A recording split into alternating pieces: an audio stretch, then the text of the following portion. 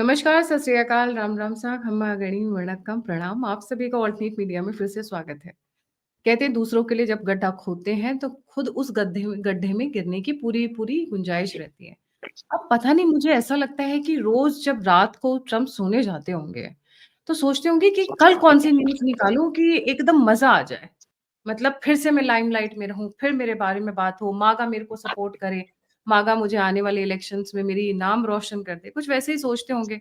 कुछ सूंघ भी लेते होंगे शायद वो सोने से पहले। सुनने में तो बहुत कुछ आता है। वो अलग बात है कि मीडिया के सामने कुछ अलग परसेप्शन है। तो बड़ी मजेदार हो रही थी इस बार जो उन्होंने फेंका है पैतड़ा। हेनरी किसिंजर के स्टूडेंट हैं by the way Trump. Tooth and nail क्यों कह रही हूँ? क्योंकि हेनरी किसिंजर की वो लाइन मैं कई बार अपने शो में रिपीट कर चुकी हूँ और मैं चाहती हूँ मेरे व्यूअर्स उसको मेमोराइज कर लें। Being enemy with US is dangerous, but being friends is fatal. Modi my friend and Modi my friend, howdy Modi हम करते करते सबसे ज्यादा नुकसान ट्रम्प ने किससे पहुंचाने की कोशिश की है? That is friend Modi.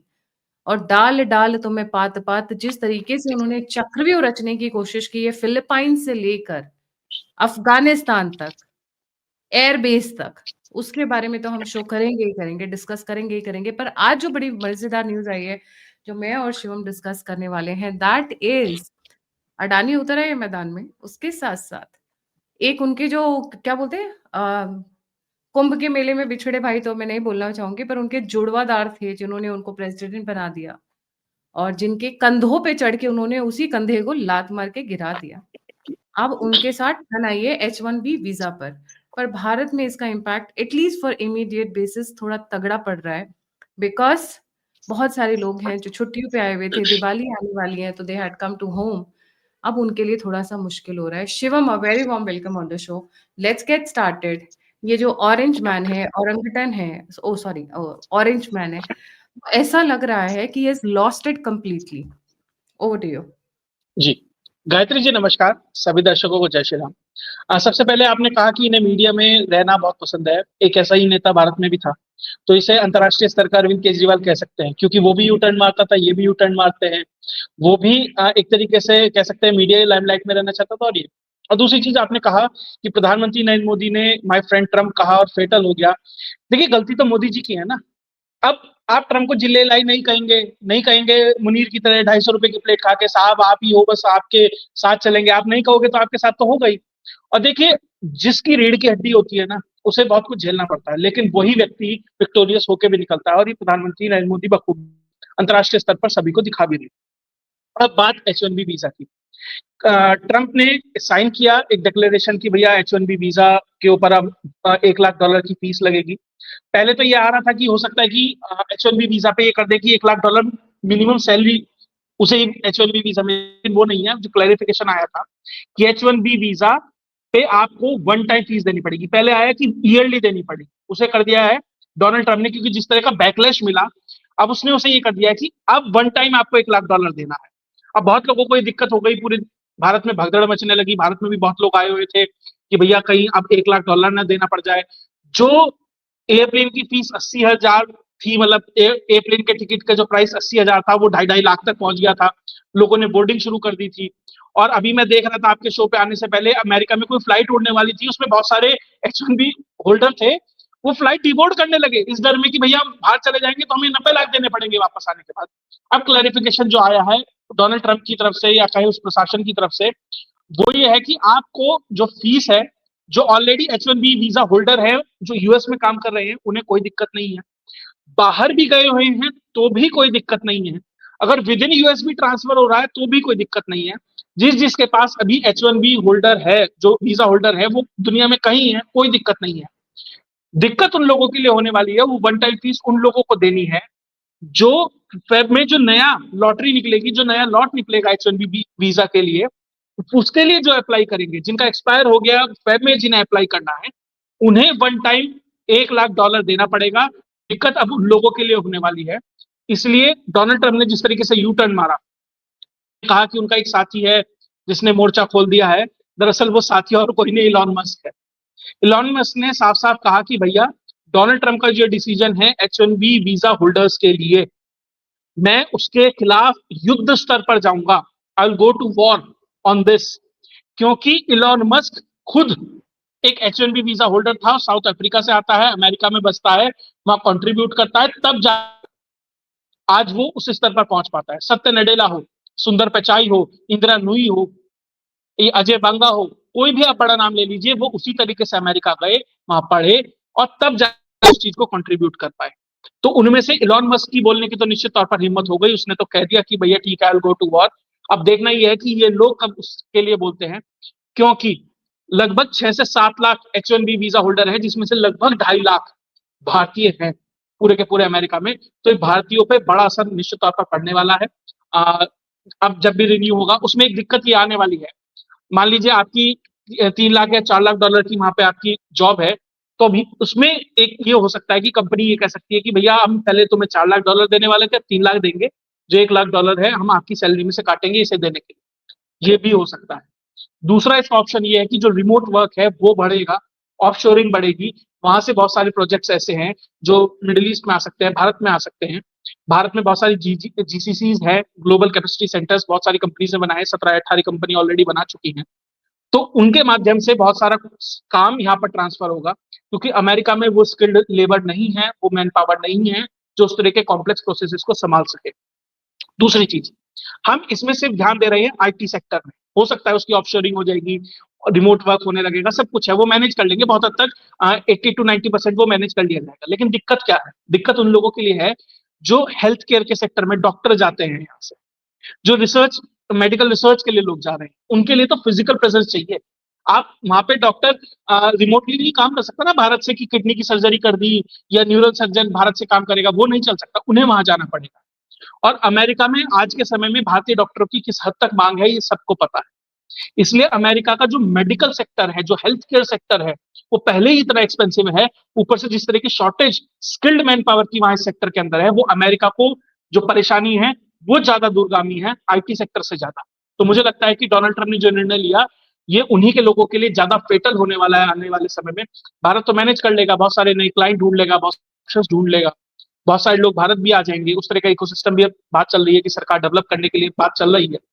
और मैं एक और चीज कह देता हूँ, प्रधानमंत्री नरेंद्र मोदी ने 15 को एक भाषण दिया था लाल किले से। उन्होंने क्या कहा था कि हमें अपने इंडिजीनियस सोशल मीडिया प्लेटफॉर्म चाहिए, अपने लोकल पूरा का पूरा ये इकोसिस्टम चाहिए। शायद सरकार को और प्रधानमंत्री को ये भनक थी कि डोनाल्ड ट्रंप की तरफ से कुछ ऐसा आने वाला है, इसलिए वो माहौल तैयार कर दें, क्योंकि जब वहां H1B पर इस तरह की फीस लगेगी और हो सकता है आगे और रूल्स स्ट्रिंजेंट हो जाए कि लोग जब भारत आएंगे तो उन्हें इस तरह के काम में लगाया जाएगा कि भैया ऐसा है, अब भारत के लिए इकोसिस्टम डेवलप कीजिए, हम आपको वो एनवायरमेंट देंगे।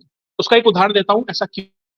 जब नाजी जर्मनी हार गया द्वितीय विश्व युद्ध, उसके बाद बहुत सारे नाजी इंजीनियर्स, डॉक्टर्स, साइंटिस्ट, बहुत सारे ऐसे थे जो अलग अलग जगह ऑप्शंस तलाश रहे थे।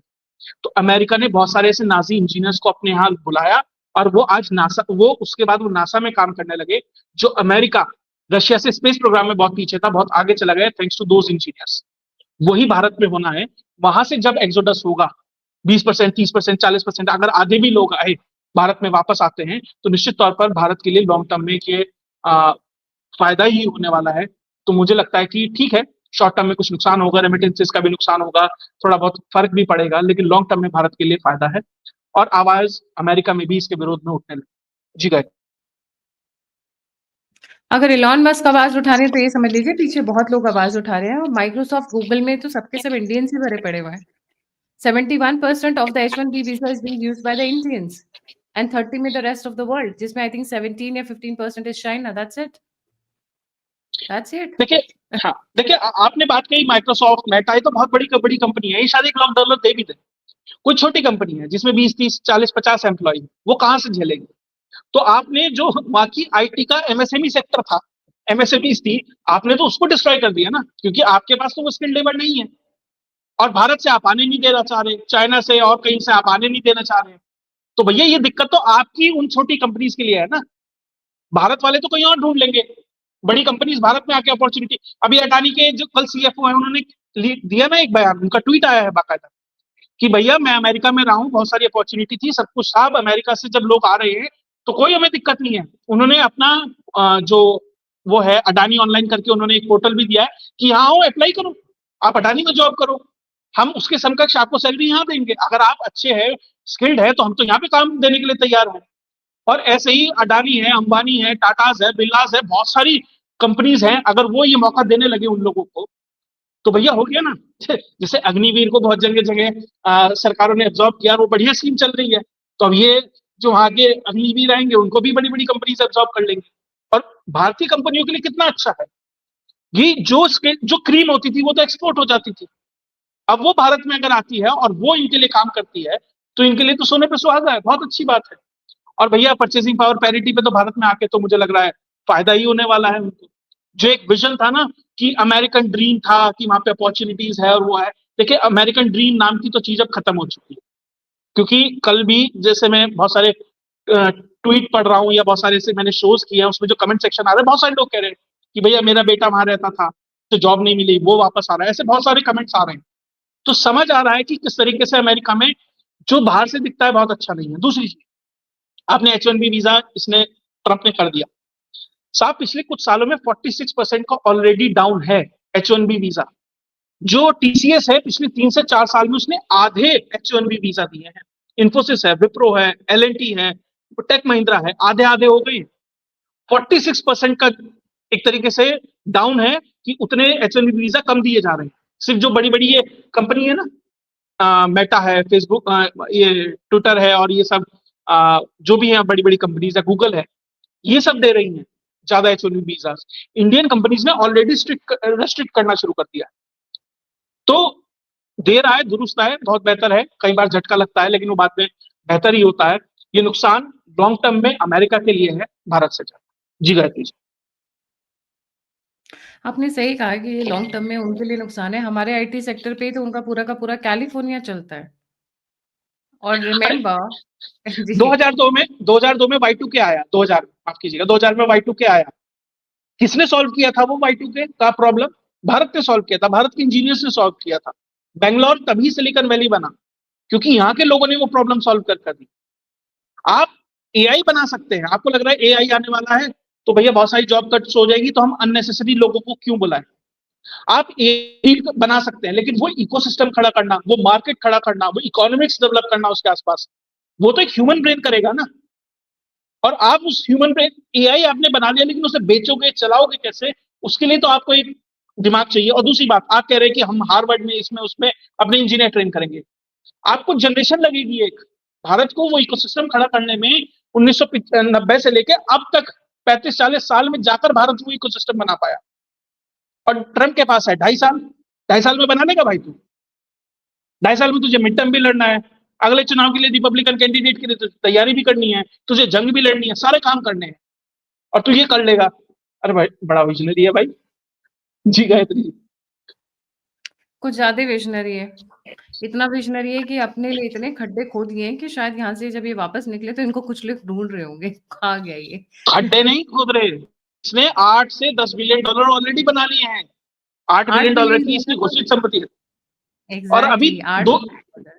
अभी 3 साल बचे हैं इसकी प्रेसिडेंसी के, अब इसे इंटू 3 कर लो, तो इसका ये टारगेट है अमेरिका 25-30। को ये अमेरिका को बेच खाएगा, प्रॉपर तरीके से बेच खाएगा।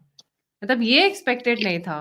I mean so much so हम लोगों ने कितना सपोर्ट किया, कितना we stood with him, we didn't know कि he is going to be such a turncoat, मतलब इतनी जल्दी 100 डिग्री चेंज मारेगा। But anyways this is how अरे अमेरिका इज़। आप, अच्छा एक बात बताइए, आप इसकी ईगो पे, नूर यार खान पे मोस मारेगा और शांत रहेगा?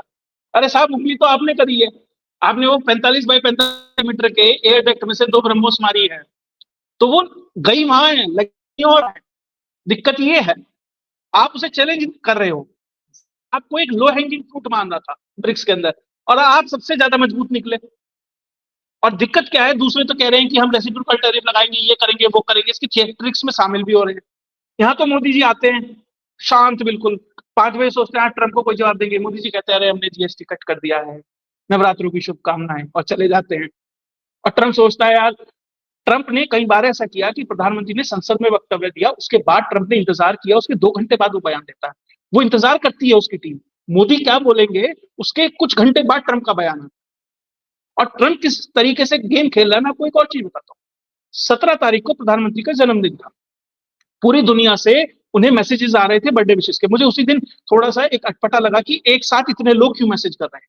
और उसके बाद देखिए रोज एक ना एक झटका ट्रंप की तरफ से भारत को दिया जा रहा है। पहले उस दिन सऊदी पाक डील जानबूझ के प्रधानमंत्री के जन्मदिन के दिन रखी गई, वो आगे पीछे भी साइन हो सकती थी। अगले दिन चाबार का सैंक्शन आया। उसके तीसरे दिन आपका H1B वीजा आया। और चौथे दिन जो भारत से श्रिम्स जाते हैं, सी फूड जाता है, उसके ऊपर 40% का टैरिफ लगाने की बात करता है। अब कल क्या करेगा इसका इंतजार कीजिए। हो सकता है कल अडानी के ऊपर वहां पे जो कार्रवाई चल रही है, जो भी प्रोसीजर चल रहा है कोर्ट के अंदर, उसमें कुछ आ जाए। हो सकता है भारत S-400 ले रहा है, उस पर खाटसा के सैंक्शंस लग जाए। हो सकता है कि भारत के फार्मास्यूटिकल सेक्टर पे हो जाए। हो सकता है कि भारत का जो चिप इंडस्ट्री बड़ी हो रही है उसके ऊपर कुछ हो जाए। तो कुछ ना कुछ रोज डोनाल्ड ट्रंप की तरफ से कुछ ना कुछ एक तरीके से मैसेजिंग दी जा रही है भारत को कि जब तक नहीं आप हमारे सामने झुकोगे हम यही करेंगे। लेकिन भारत को फर्क कुछ नहीं पड़ रहा है। ठीक है, आप करते करते रहिए भैया। 50% का टैरिफ लगा दिया, 100 लगा दे, 200 लगा दे, कुछ भी लगा दे, 50 पे नहीं बिक रहा, 100 पे भी नहीं बिकेगा, हमें कोई दिक्कत नहीं। अब जब 99 में नहीं झुके तो अब क्या झुकेंगे। तो कुल मिलाकर जो भी सलाहकार है, देखिए ट्रंप की टीम में ना बहुत चाइना हॉक, ये हॉक वो हॉक बहुत है, लेकिन भारत को समझने वाला कोई नहीं है। और यही नुकसान डोनाल्ड ट्रंप को है। जब तक उसे कोई ये नहीं समझाएगा कि भारत का मानसिकता क्या है, भारत की सरकार किस तरीके से सोचते हैं, लोग किस तरीके से सोचते हैं, तब तक उसे दिक्कत आती रहेगी। जी। इनको ये नहीं पता था कि it is not just the H1B visa. वहां पे बच्चे पढ़ने इसीलिए जाते थे क्योंकि उनको ये पता था कि हम यहाँ से यहाँ जॉब में अप्लाई कर सकते हैं। हम यहाँ पे वीजा लेकर यहीं के यहीं कंज्यूम हो जाते हैं। यूनिवर्सिटीज पे इम्पैक्ट आएगा, रियल एस्टेट पे इम्पैक्ट आएगा, फूड चेन्स पे इम्पैक्ट आएगा। He did not calculate those things. He did not calculate those things. देखिए डोनाल्ड ट्रंप ने जब ये कैंपेन चला रहा था ना, इसने तब इससे एक इंटरव्यू सुन रहा था तो उससे पूछा गया था, तो उसने साफ कहा था कि जो भी व्यक्ति इंडियन सॉरी अमेरिकन यूनिवर्सिटीज में पढ़ेगा और यहाँ से डिग्री लेगा, हमारी सरकार ही सुनिश्चित करेगी कि आते ही उसे H1B वीजा मिल जाए और यहाँ पे उसके लिए आसानी हो चीजें। और अब ये ठीक उसका यू टर्न कर रहा है। आपने बिल्कुल सही कहा भैया, एक आदमी बांग्लादेश 50 पे लाख। भी तो यू टर्न किया है। प्रॉपर जी बांग्लादेश पे भी यू टर्न किया है। तो इन जी। जैसे लोगों की बातों पे विश्वास किया ही नहीं जा सकता है। टैको है ना। वैसे भी टैको है, ये टैको कर जाएगा। देखिए मुझे इसमें एक और चीज लगा, हाँ इसमें एक और चीज है।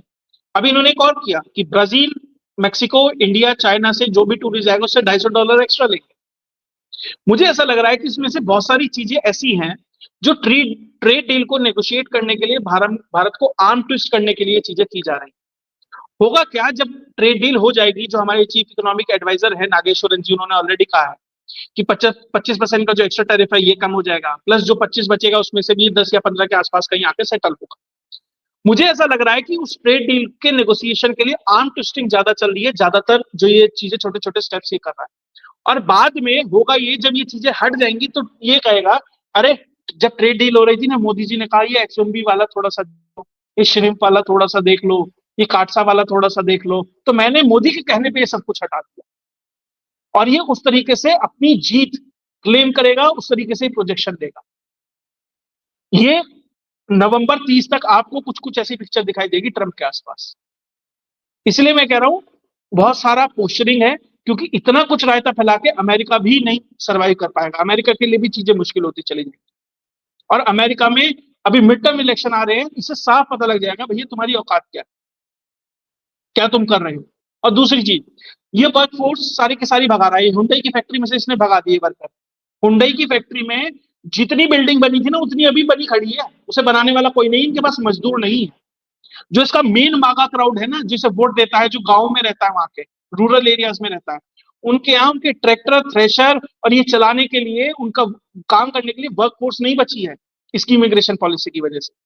तो वहां से भी इसे बैकलैश आएगा। आप देखिए जब क्यूमुलेटिव तौर पर स्नोबॉल इफेक्ट क्रिएट होगा 6 महीने साल भर के अंदर, तो ट्रंप के जो निर्णय है ना, तब आपको सही पिक्चर आपको दिखाई देगी दरअसल ट्रंप क्या कर रहा है और उसके क्या रिजल्ट्स। जी। चलिए देखते हैं, ज्यादा समय बाकी नहीं है। He's just here for 3 years more. देखिए बात वही है ना, इंडिया तो 3 साल झेल जाएगा, अमेरिका झेलेगा क्या 3 साल इसे। नहीं, उनके बस की नहीं है झेल पाना। हाँ, अभी उनके तो बस की वहां नहीं। टेक्सास हो, कैलिफोर्निया हो, वहाँ के गवर्नर अभी बीच-बीच में बयान देते रहते हैं, साहब हो सकता है हमारा ही देश बन जाए। ये स्थिति है। भैया उनके मन जी, में there is something else also going on. They plan to break India. अभी जैसे जो नेटो का चीफ था, गुटेनबर्ग या गटर, something like that, Guther, Guther, GUTHER, right? उनका जो बयान आया था, we need to make India into X India. वो ट्वीट आया था, उसने बाकायदा मैप शेयर किया था। बकायदा मैप शेयर किया था। Why do I feel they have bigger plans, and that is the reason Trump was always trying to make Modi ji his friend. क्योंकि फ्रेंड बनाकर पीठ में छुरा घोंपना, मेरे को लगता है एकता कपूर ने इन लोगों से सीखा होगा। वो जो टीवी सीरियल्स में चलाती है ना, कि मीठा-मीठा बन के पीछे से षड्यंत्र रचना, पीछे से कॉन्स्पिरेसीज़ रचना। I am sure she has learned it from there, क्योंकि भारत में तो ये था है ही नहीं गुण ये। भारतीयों में ये गुण बहुत कम है, रेयर है। और यूएस में ये गुण कॉमन है, मतलब इट्स वेरी प्रेवलेंट। तो ये वहीं से सीखा होगा, उन्होंने 2-4 सीरियल्स देखे होंगे वहाँ के मूवीज़ देखी होंगी। फिर वहाँ से उन्होंने कहा होगा, हाँ, चलो ये अपनी इंडियन मूवीज़ और और गायत्री सीरियल्स। जी, नहीं, आपको ये लग रहा है मोदी जी इस बात को नहीं समझ रहे? अब 4-4 बार He फ़ोन नहीं उठा like रहे हैं। he where the no, no, no, not till the time he did Howdy Modi in Gujarat, while he was trying to become a president, अपना इलेक्शन जीतने के लिए. Otherwise, Modi will not go to that extent of hosting a event for him. देखिए But hmm, hmm, जी, वो था पिछले term की बात। पहली बात तो मैं क्लैरिफ़ाई कर दूँ, मोदी ने ये नहीं कहा अब की बार ट्रम्प सरकार। उन्होंने ये कहा था अब की बार मोदी सरकार का नारा लग रहा है, ऐसा ही अब अमेरिका में भी लग रहा है। उन्होंने अब की बार ट्रम्प सरकार नहीं कहा, पहली बात। उन 4 साल में बड़ा अंतर हुआ है। ट्रम्प को वापसी करनी थी। वो चुनाव हारे, बाइडेन की गवर्नमेंट आई। 4 साल उन्होंने जो नेगोशिएशन किया पिछले जो पीछे जो 11 राज्य उससे, उस नेगोशिएशन का फ़र्क है कि मुझे दोबारा से सत्ता में आने दो, इसीलिए ये सब कुछ हो रहा है। तो ट्रम्प अपने आप नहीं बदले, उसने नेगोशिएट की अपनी पोजीशन और वो इसलिए भारत के खिलाफ आकर खड़ा हो रहा है। और उसके बाद जिस तरीके से मोदी जी ने एक के बाद एक उसे शॉकर दिए, वो और एक तरीके से इंटेंसिफाई कर गया, उसकी ईगो को हर्ट कर दिया। तो वहां से चीजें और ज्यादा बढ़ रही हैं। आप देख लो, जितने भी बड़े बड़े उनके थिंक टैंक वाले हैं, डिप्लोमेट्स हैं और सब कुछ है, साफ कह रहे हैं जितनी हमने मेहनत की है ट्रम्प ने सारी खो दी। और वही सब चल रहा है। जी। एक ही बंदा काफ़ी है एक खानदान को डुबाने के लिए या देश को डुबाने के लिए। ज़ेलेंस्की ने यूक्रेन की वाट लगा दी। यूनुस ने बांग्लादेश की वाट लगा दी।